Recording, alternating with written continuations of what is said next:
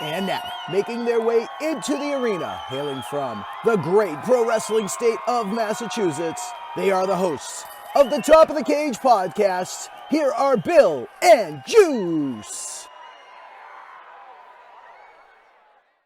And thank you again, Rich Palladino, the voice of New England, always making us sound so good. And yes, ladies and gentlemen, it is I am the super producer. I am Bill, joined always by my tag team partner, my wrestling confidant. He is the future booking genius and the prince of pro wrestling podcasts. He is Justin Juice Cannon. Boom. Boom, baby. We got a little afternoon record going on here. A little off the beaten path for our typical recording schedule, but the beauty of podcasting, and this is just coming from the super producer for anybody out there who might have a podcast, it's good to be ahead. It's good to be ahead.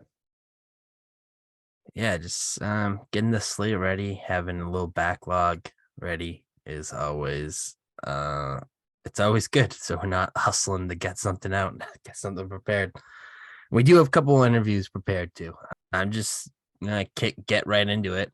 It's gonna try to be a quicker episode. No, it will be a quicker episode. We're gonna do a little NXT talk today. I feel like it's been a little neglected recently by us. I'm gonna start by ranking a pool of 10 of the NXT 2.0 or younger talent in NXT women's division. We kind of did it similar in the men's division before. I just want to put spotlight on these newer, really young ladies. And Wendy Chu, because I didn't realize she was 30, but she also has been around for a few years, because I forgot she was what's the spooky lady with Xia Li and Boa. She had like the face paint and she was like a ancient Chinese witch. I forget the name, but I know who you're talking about. Tianxia was the faction, but I forgot what her name was. I thought it was Tianxia for like a year, and then I found out that no, that's the faction. I think like Ming Jue. She was like a ancient, like evil witch in Chinese lore or something, and that was like the faction. And that was her first character, and then now she's the lovable Wendy Chu. Yeah, I'm just gonna go in this list super quick. Say like one or two sentences with each. So I'm just gonna go from so Billy's not gonna do this too because one, we do D&D on Tuesday, so Billy can't watch and I record it. And secondly, most of these are NXT 2.0 people, and NXT 2.0 was bad, so I don't blame Billy for not wanting to watch. I know literally 5 names on this list. Yeah, that didn't. I was kind of expecting that, and I didn't have replacement people, but I decided just not replace them, just do it like this, and because I didn't think we really needed the rank Mandy Rose and Alba Fire, aka Kaylee Ray, or the Indy Hartwell. I thought these people needed more spotlight because they're lesser known or they're really young, and most of them are just starting out wrestling in NXT. Like that's their first exposure, like people like Lash Legend or Tiffany and stuff. But I'm just gonna jump in right into it. So the pool is Wendy Chu, Tiffany Stratton, Lash Legend, Kiana James, Nikita Lyons, Ariana Grace, aka Santino Morella's daughter, Cora Jade, Roxanne Perez, Tatum Paxley, and Tia Hall. Why didn't I include Ava Raine? It's because she has yet to have a match on TV. And why didn't I include Fallon Henley? I don't know. She's just more of a manager than me. Electra, too old. Not that she's old, but like, I don't know. Also, I didn't want to go for the established people, like the indies. She's young, but she's established. She was before NXT 2.0. I really wanted to focus on a pool of NXT 2.0 ladies that aren't tag teams. So no Valentina Perez, no Gigi, no JC Jane, just because they're more in the tag team division. No Sol Ruka, because like Ava Raine, she's been on TV twice. Well, 3 times, I guess.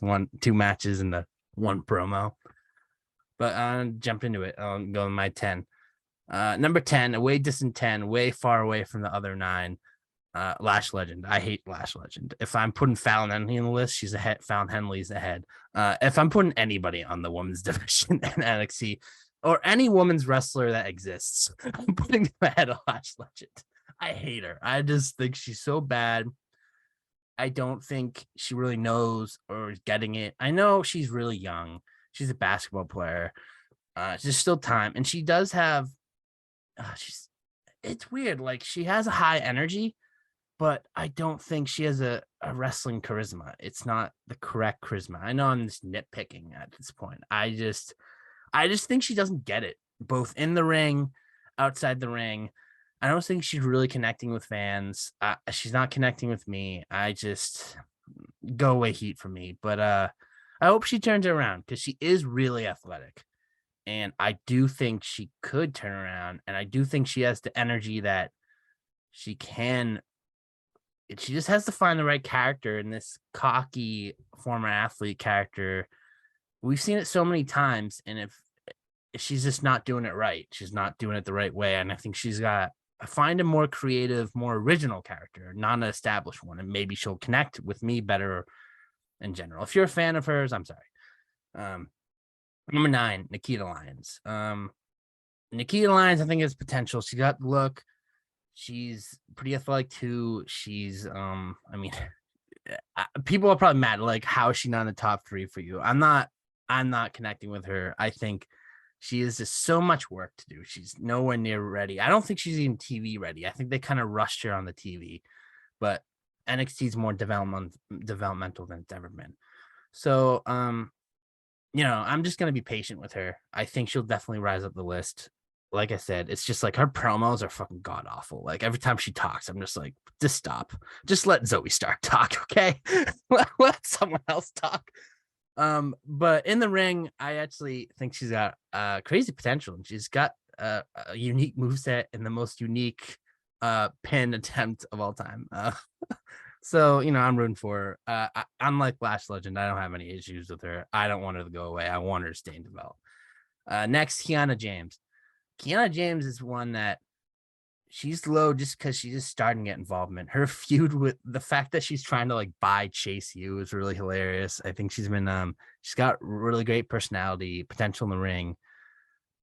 Great look. I really like Kiana James. I think it was kind of, I wanted to put her, I think on character alone, she's better than the person I have 7 and 6 and maybe 5. But I know the people have her. It's more so I just really like them as people and just like them. It's more the bias thing that I put them ahead. But Kiana James got plenty of potential, maybe more potential than Nikita Lyons and the next 3 people I have. Maybe even more than Cora Jade and Roxy, to be perfectly honest. Like I think she's new, but she's already on such a roll with her character work, and definitely big things for her on the horizon. I think they're really starting to push her. Next, Ariana Grace, the daughter of Santino. Not much been on TV much. I think character wise, I kind of relate her to Kiana James. I don't think she's as good as in ring as Kiana James, but character wise, she knows what she's doing. Her dad is one of the best characters and one of the funniest guys. I think Ariana Grace is definitely someone to look out for. She's injured right now, sadly, and they were just starting to really get her on TV. I hope the momentum is back once she's on our TV again. And I think her main holdup right now, the thing she's got to work on the most, isn't character work or promos. I think it's just in the ring. I think that's where she's lacking the most. And she's very, very rough in the ring, very rough around the edges, has a lot of work to do there. Next, Tatum Paxley. Tatum Paxley is really creative in the ring. Like she's really new to wrestling, but if you told me she was in the indies for a few years since she was like 18, because I think she's like 25, I'd believe it, but she's not. She's brand new, and in the ring, she's great. She's also someone that I think is dealing with injury. Tatum Paxley, her character, she needs to find a character. It's kind of just she's a girl who can wrestle and wants to prove herself. and be tough. And she's calling out the legends like Natalia. She's Ivy Niles' like protege. She was kind of loosely connected with Diamond Mind.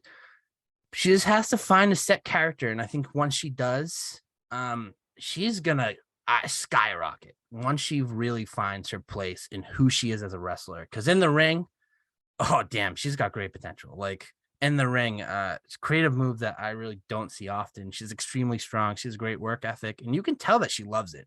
She loves what she's doing, and she wants to be here, maybe more than anybody on this list. Next is Tia Hale. People are probably, why is Tia Hale so high in the list? She loses all the time. She hasn't really had many matches. She's very raw. Honestly, and most of the time when she's on TV, it's in the Chase U skits, it's the classroom skits, or she find out she's dorm mates with Bodie, or they go on a tour of London or stuff like that, or she's coming out and manager. It's just like her charisma. She's got charisma on top of charisma on top of charisma. She makes Liv Morgan look uncharismatic. Tia Hale, it also just cracks me up all the time. Like last episode of NXT, Duke just crashed through the wall Shockmaster style, and her reaction, how she sold it, made it just better. Like Duke was great, and then she was like flailing against the wall. She was like scared and startled. Her acting, wrestling acting is great. So much charisma, and I think the fact that she does have a set character right now, and she's developing the outer ring stuff right now, I think that's going to be best for her in the long run, because once you already have that down, it's easy to get the ring psychology down and the things in the ring down. At points, it's more important. So I think that's why she's high list. She just cracks me up. I think she's really fun. I do think she's athletic. Obviously, it's the ring stuff needs to work on. Really, we haven't seen what she can really do in the ring. She has pretty quick matches. She's lost to Kiana James twice already. She's just funny, dude. She's just funny. Next is Cora Jade, number 4. She can be a babyface. She can be heel. She should always be heel. Honestly, when she debuted on NXT, I was familiar with her in the Indies, and when she was a babyface, I was kind of confused. I was like, I don't think that's a good fit for her, but now she's what she's got to be. In the ring, she's pretty good. She's been in the Indies. She still developed a little bit in everywhere, but I think since she's been in the Indies, she's more developed than most of the people on NXT. I do think of the people that I've said so far, she's the most likely to be a future women's champ, maybe other than Nikita. Definitely someone's going to be top in the card in the future.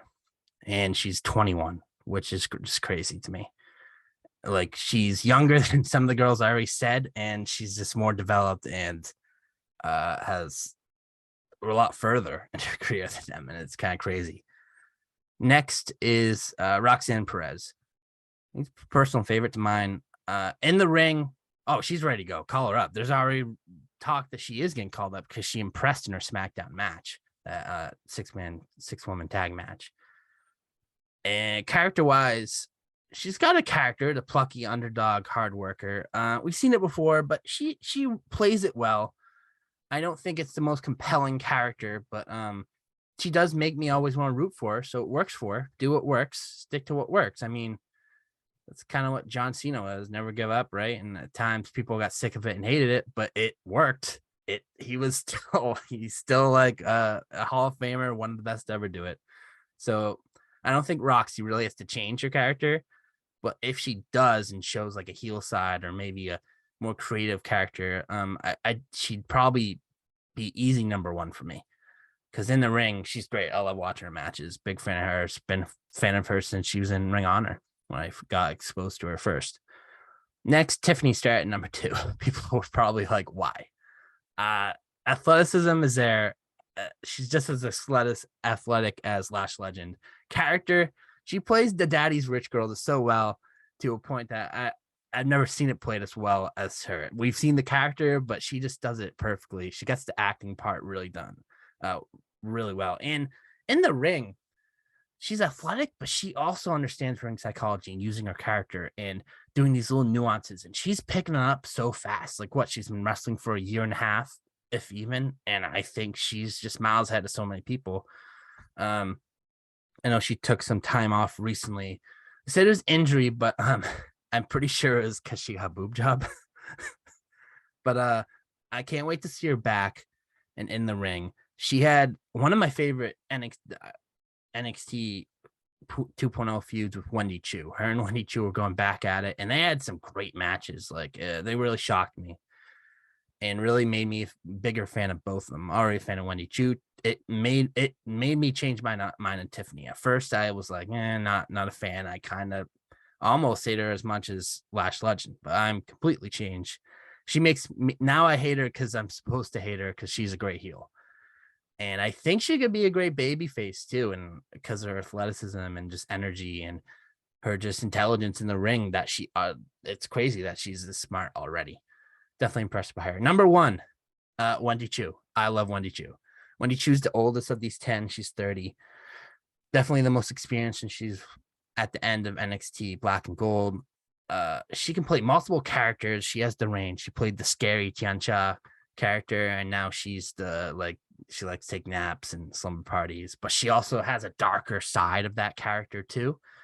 In the ring, I think she's really creative, really strong. She's got great power, and I love seeing it. She fights like a hoss, and me and you both love our hosses. That's how she wrestles. She wrestles like she's 7 foot tall, and I love it because she's just plucky, energetic. I think she's ready to get called up, to be honest. I don't know how they use her in the main roster, so I don't want her to. I kind of want her to. Honestly, I was hoping she would be the one to dethrone Mandy Rose. I don't think she will, but seems like Alba will, because Alba just refuses to quit against Mandy Rose. But Wendy Chu, a lot of potential. One of my favorite women in WWE right now. I really like her, and I know the order might be confusing. But I don't know, that's my personal opinion. If you have a problem, well, you can suck it. Well, like I said, I have very little exposure to a lot of these people, but people like Wendy Chu, Cora Jade, Roxanne Perez, Nikita Lyons, my girl, Lash Legend, like I'm familiar with them. And I think it's really interesting that like I knew like the different spectrums of like your rankings, where like I was very familiar with your bottom 2 and then familiar with 3 of your top 4.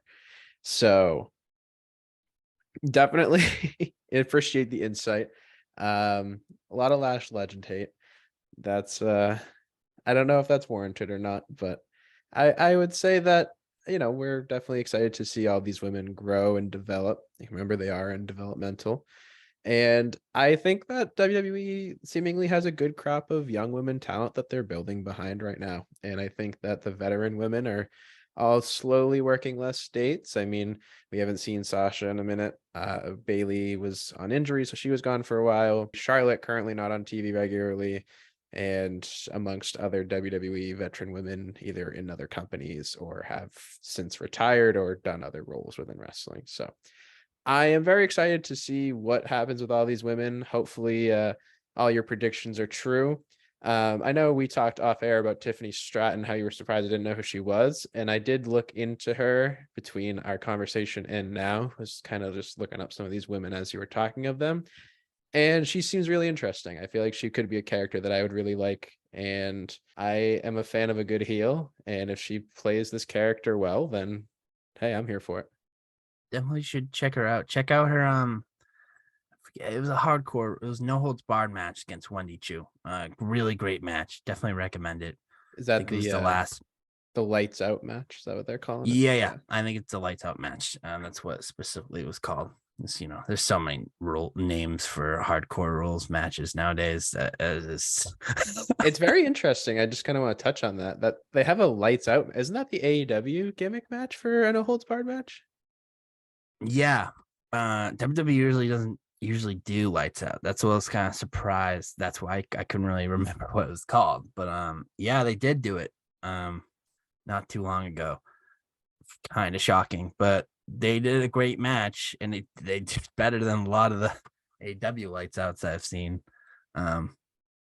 it was just really well. It was a really well told story. They both told a really great story in their rivalry.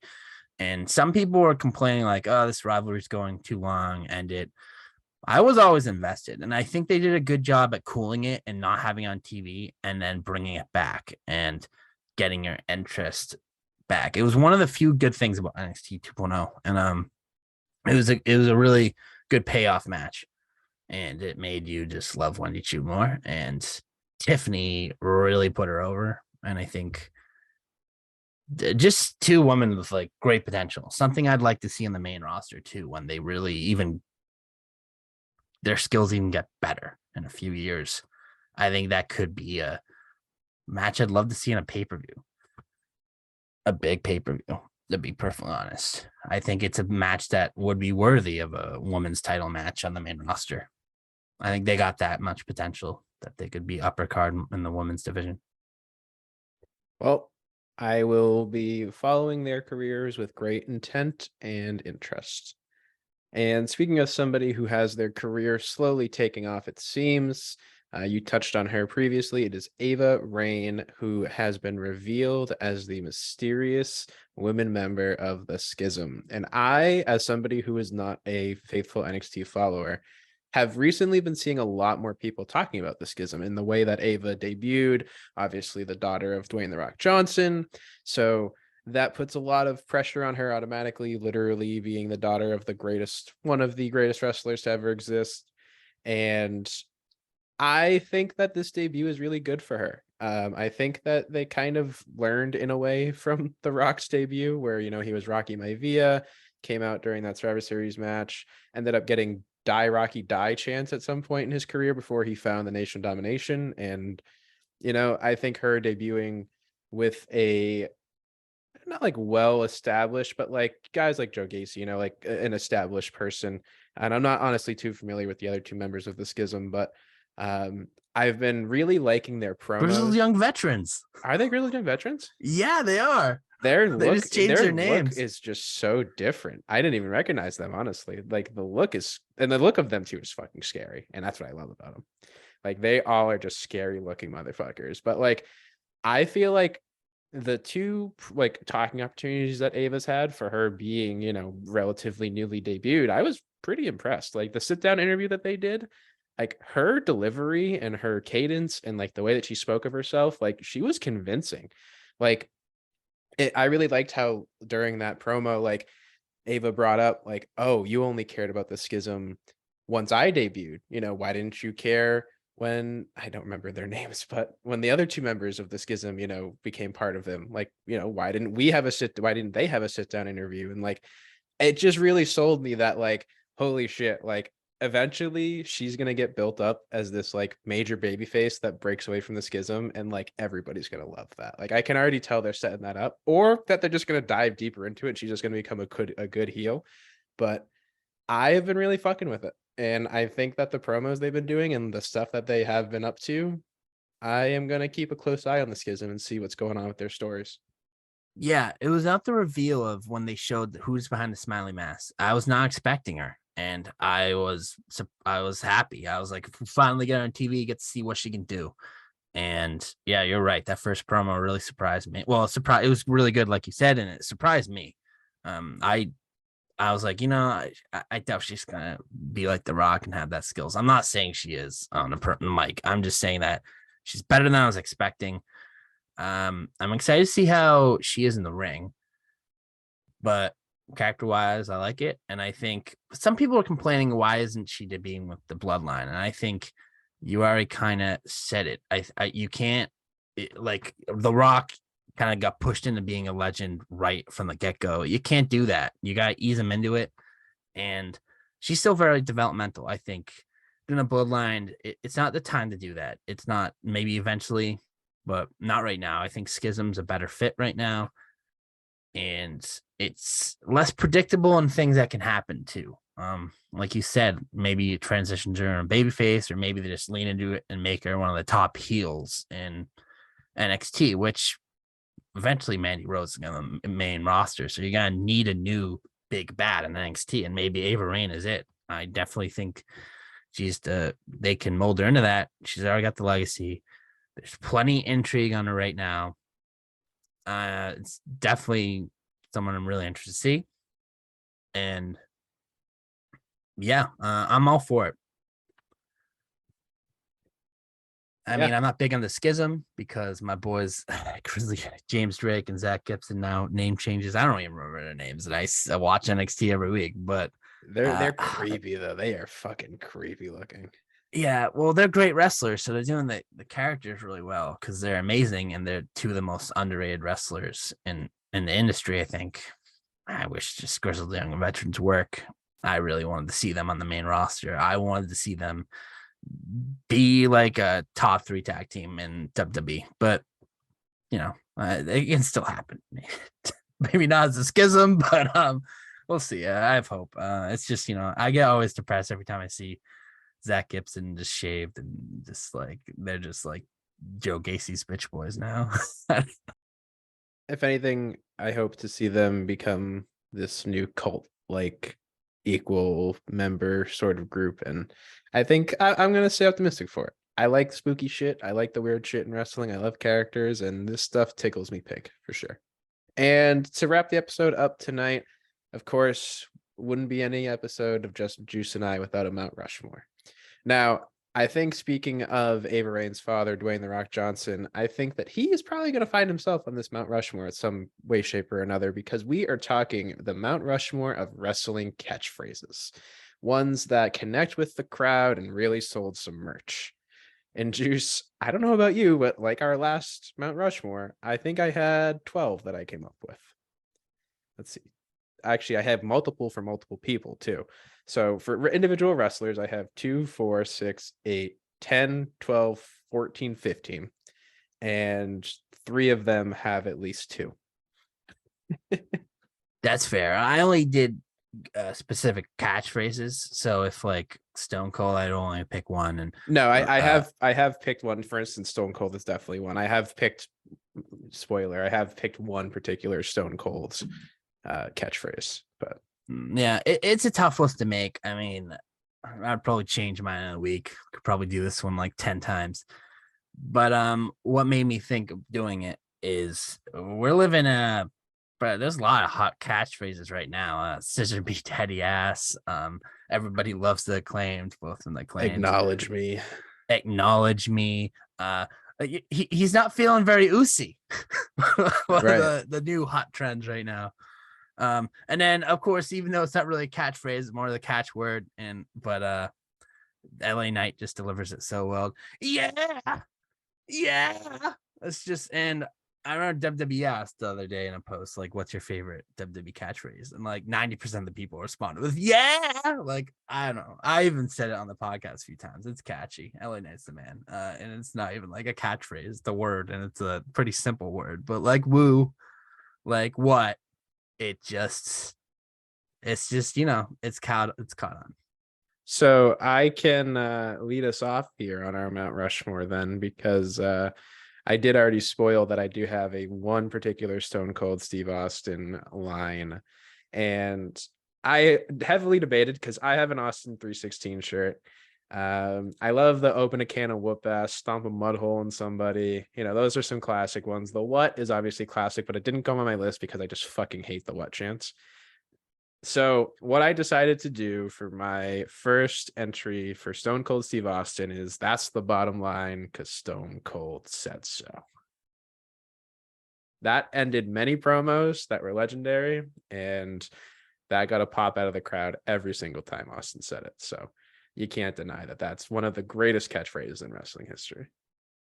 I can't deny it. That was one of the 2 Stone Colds I was going between. I'll just say my Stone Cold right now. Austin 316 says, I just whooped your ass. Easy, classic. It's between those 2, the one you said and mine. Yeah, I mean, if Stone Cold's not on this list, what are we even doing here? We might as well just cancel the podcast. But yeah, so we're keeping the podcast alive.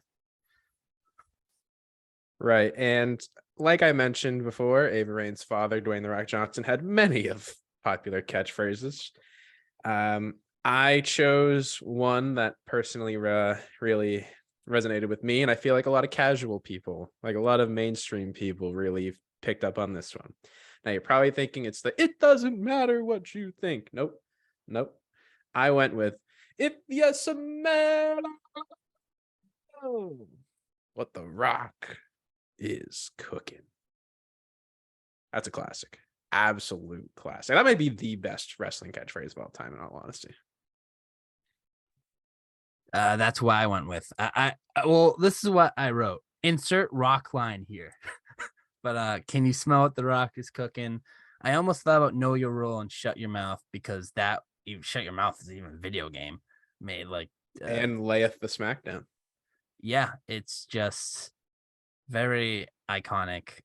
I think those are the two I was thinking for Rock. Rock has like 20.